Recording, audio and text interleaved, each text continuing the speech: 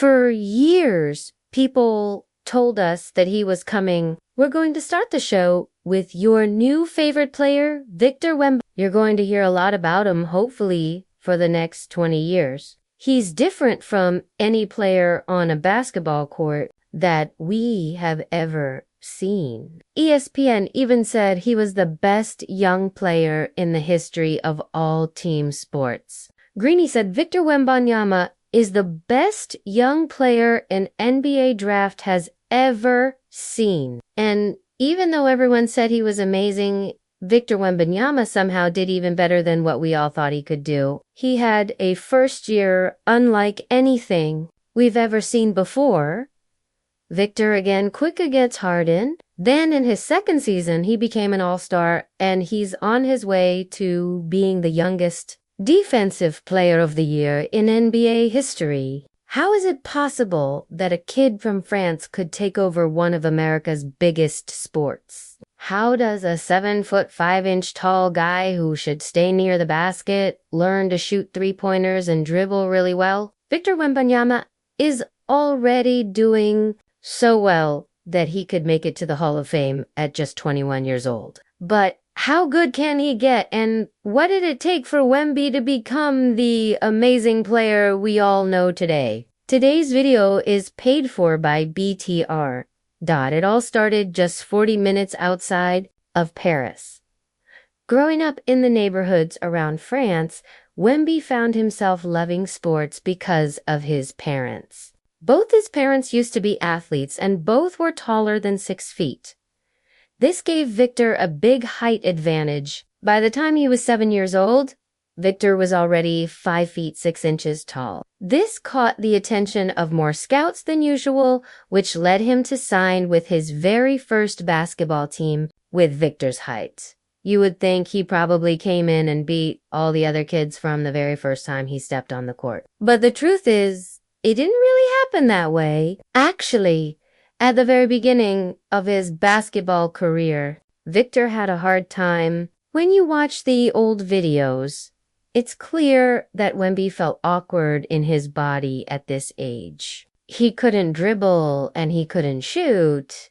He was clumsy. Even his defensive skills were way off. And listen, I don't say this because I like making fun of 7-year-olds. I only say this to prove that Wemby wasn't some kind of amazing child genius right from day one, because that's not what happened. But it's this lack of being the best at first that ended up forcing Victor to get better, eventually creating the superstar we all know and love today. You see, Wemby had the height from when he was young, but he didn't have the natural skill or touch that most child stars show. However, he did have one secret ability that all the other NBA greats had too: his amazing mindset. At 11 years old, Victor decided that he wanted to be an NBA superstar. Because of this, he made the incredibly brave choice to leave home by himself as a 6th grader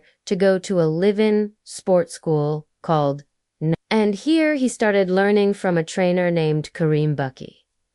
Bucky called himself crazy when it came to building basketball skills. Under Bucky, Wemby was forced to do all the same drills that these smaller players were doing. And these drills weren't just normal workouts made for kids. These were really complicated drills created by NBA legend Pistol Pete Maravich, with ideas taken from Detroit point guard Isaiah Thomas and as if learning the dribbling moves of Pistol Pete wasn't already hard enough for Victor, Bucky also threw in drills from N1 mixtapes. This forced his student to play with both basics as well as style and flow. Now, lots of kids Victor's size probably would have hated this kind of training, but funny enough, Victor loved it. He understood that to make his professional dream come true and to be a truly unstoppable player, he would have to build himself both physically and mentally in all parts of life.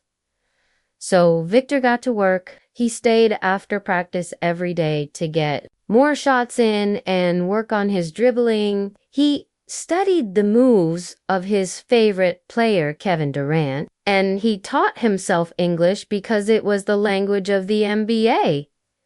Bucky noticed this special part of Wemby's game. Wemby had a mind like a sponge, soaking up basketball knowledge, then doing it within minutes or hours. Victor thought so much about becoming an NBA great that he even started doing these weird stretching exercises and strength training for his feet, legs, and tendons, all to prevent the common injuries that hurt so many tall players. This was the early proof that Victor was not only dedicated but also willing to do whatever it took to be the best basketball player possible. Victor refused to fall into the trap that so many tall players find themselves in at a young age, using only their height, hiding near the basket, and never learning to shoot, dribble, or think about basketball.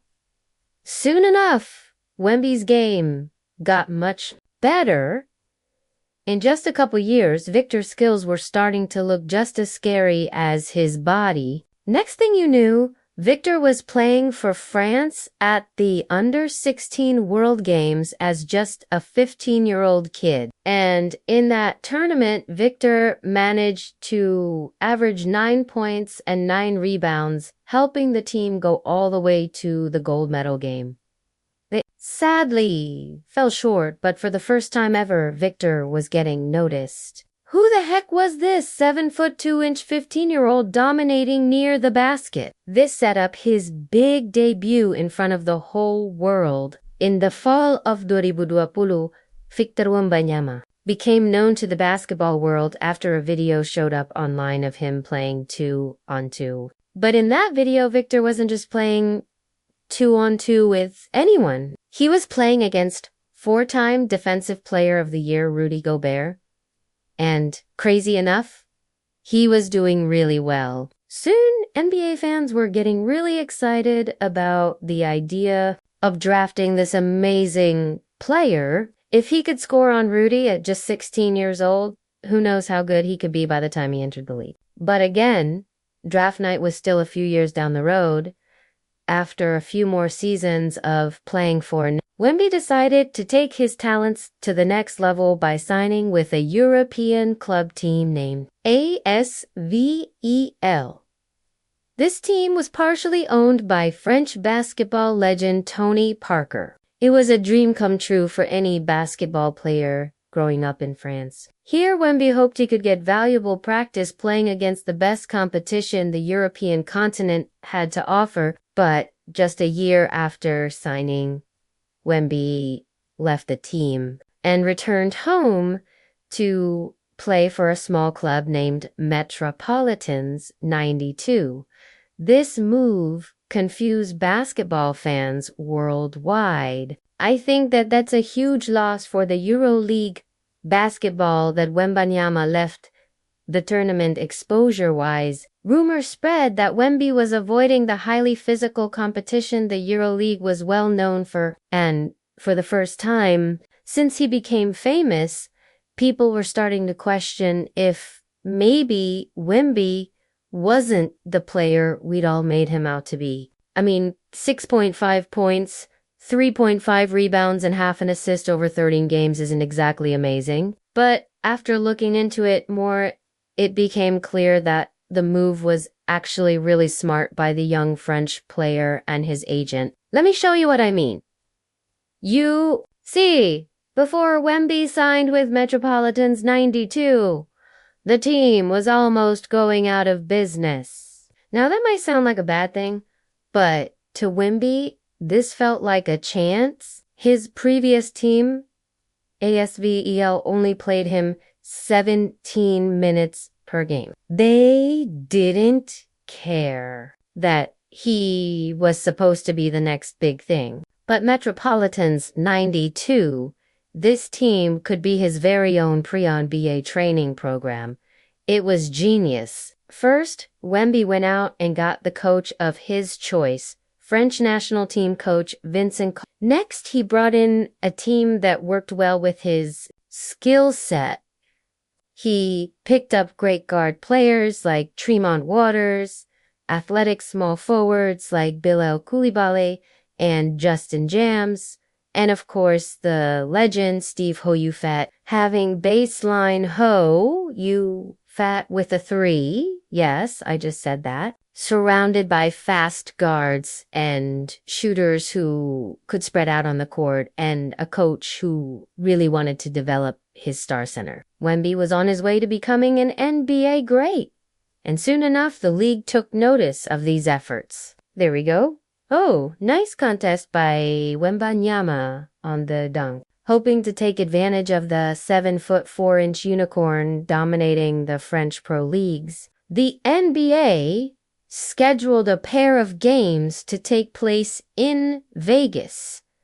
These games put Victor Wembanyama and his team against the Ignite, and even more specifically, Scoot Henderson, the best American-born player in Wemby's 2023 draft class. These games were going to give us the best look at how well Wemby would do against great American talent. And sure enough, Wemby didn't disappoint. Terrified. That was your decision as a man. You said, I'm going to make that decision. Over the 2-game stretch, Wemby averaged 36.5 points and 7.5 rebounds with 4.5 blocks. These were like Wilt Chamberlain level numbers in his very first nationally televised games. To say the excitement was really high after this would have been, honestly, an understatement. Wemby was a star, and all anyone in the basketball world could talk about. And I mean everyone. Have you had a chance to watch Victor Wembanyama play yet? Yeah, I watched a little bit of the game the other day. I mean, he's generational. You know what I mean? I ain't never seen nothing like it, you know? I think everybody's been labeling like this unicorn thing. Everybody's been a unicorn over the last few years, but he's more like an alien.